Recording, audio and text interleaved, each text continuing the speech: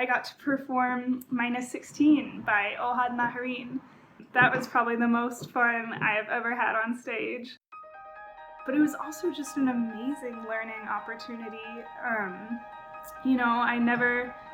I just didn't see it coming. I started when my mom took me out of gymnastics. She put me in ballet. I think when I started, back when I was 9 years old, I just kind of fell in love with the way that dance felt in my body.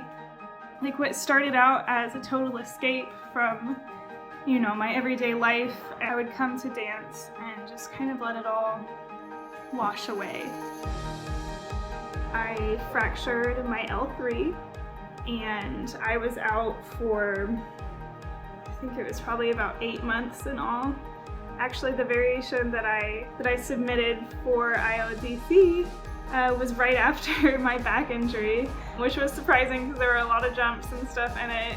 But being out for that long was definitely really taxing on, mostly on my mind, really. I think with that experience, it helps me deal with having time apart away from dance. Just like in this COVID quarantine time, I had already dealt with not being able to dance. So I kind of knew what to expect and I knew how to handle it.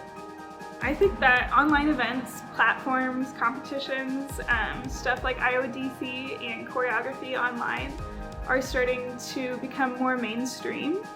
And I think that overall it's a great thing. Definitely learning choreography from a video is a skill that every dancer has to have. I heard about the International Online Dance Competition from one of the founders, and I mean, it was great. It was affordable to submit my entry, and it was work that I had already done. There was no reason not to do it. And I just think it was so cool, and it was so nice to be able to view all the other entries and just be inspired by people all over the world. So cool. What a way to use the internet.